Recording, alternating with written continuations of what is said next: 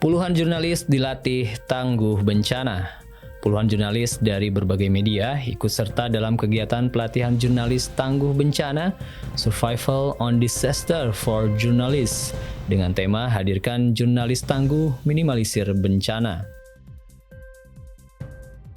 Kegiatan yang bertempat di Paintball Arena Eco Park Taman Impian Jaya Ancol ini berlangsung pada Jumat 23 Juni hingga Ahad 25 Juni 2023. Deputi Bidang Pencegahan yang mewakili BNPB, Prasinta Dewi, dalam acara pembukaan kegiatan tersebut mengatakan bahwa bencana memiliki dampak yang sangat besar terhadap kehidupan manusia dan lingkungan sekitarnya.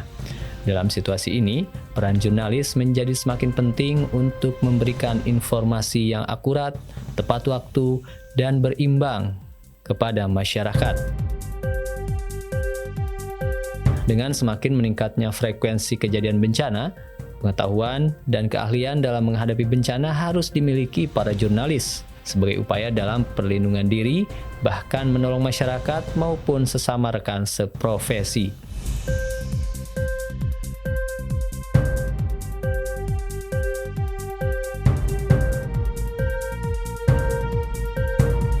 Direktur Eksekutif Indonesian Care Lukman Aziz Kurniawan menjelaskan bahwa kegiatan pelatihan yang dikhususkan untuk para jurnalis ini sudah digagas jauh-jauh hari karena sering melihat para jurnalis ikut menjadi korban saat meliput suatu bencana. Jadi program Survival on Disaster atau SOD ini memang digagas jauh-jauh hari karena melihat dari banyaknya teman-teman jurnalis yang seringkali menjadi korban saat meliput kegiatan bencana. Ada yang terluka, ada yang meninggal, kita sudah kenal. Mungkin teman-teman bisa di tracking banyaknya media jurnalis ketika di lapangan mengalami korban bencana. Nah, banyak hal penyebabnya. Salah satunya ketidaksiapan mental, APD dan lain-lain.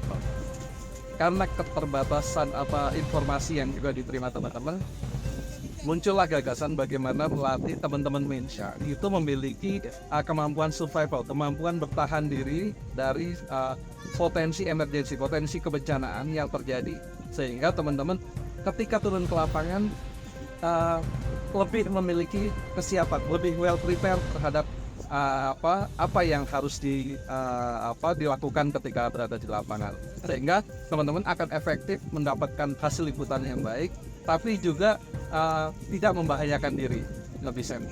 Itu yang gagasan kenapa SOD ini kami buat, dan kami berharap memang SOD ini tidak hanya berhenti di hari ini, karena sebenarnya ternyata permasalahan di lokasi bencana itu tidak sedikit.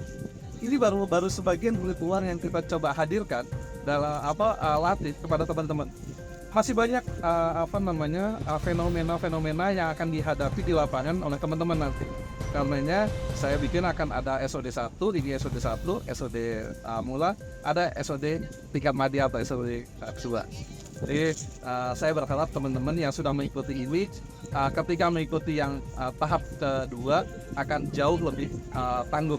Jadi yang pertama adalah well prepare-nya adalah siapkan kebutuhan diri ketika akan masuk ke lapangan, mengetahui, memetakan bagaimana lokasi yang akan teman-teman datangi, kerusakannya seperti apa yang barang-barang yang harus saya siapkan. Itu yang pertama. Nah, kedua, tentu jaringan akses komunikasi dengan berbagai pihak untuk Basarnas, BNPB dan lain sebagainya, itu harus sudah dipegang oleh teman-teman jurnalis.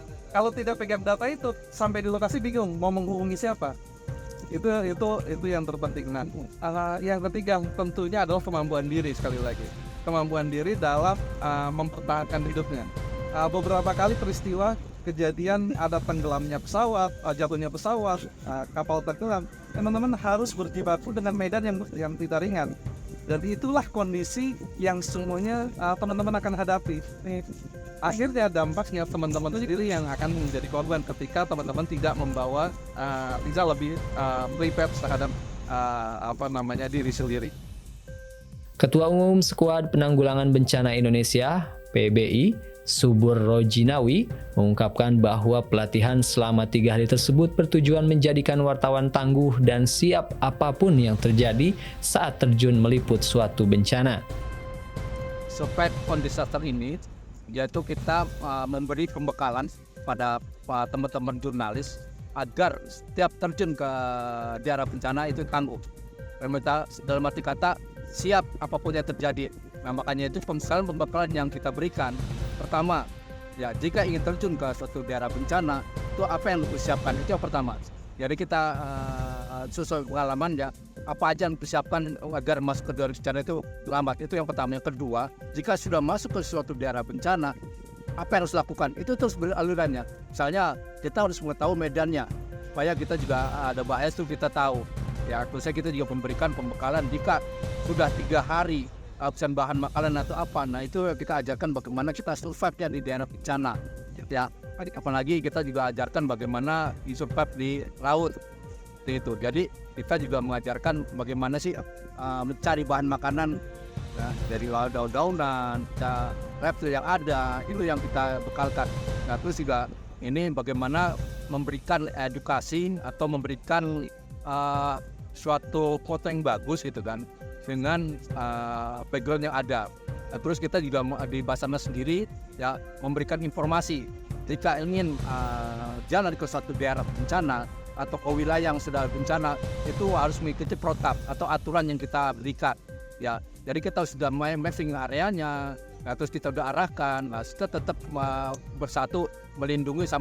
Misalnya teman-teman tidak menggunakan APD masuk daerah situ, nah kita akan peringatkan atau kita akan pinjamkan APD yang harus dibawa. Seperti itu, Sir. Dalam pelatihan ini, jurnalis-jurnalis mendapatkan pembekalan materi teori dan praktik, yaitu diantaranya Tools and Knowledge for Survive, atau bagaimana menyiapkan perlengkapan dan pengetahuan untuk bertahan hidup, penanganan dasar kegawat daruratan, manajemen operasi SAR dan bertahan hidup di laut, Journalism and Humanism, atau kewartawanan dan humanisme,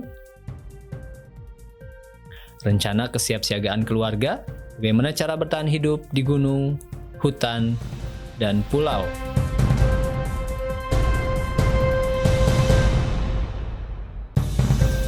Kegiatan ini diinisiasi Indonesian Care yang didukung oleh BNPB, Basarnas, Skuad Penanggulangan Bencana Indonesia, Tagana DKI, AGD Dinkes DKI, Imanicare, dan disponsori oleh Dunia Usaha PPLI, Eiger, Taman Impian Jaya Ancol, dan Human Initiative.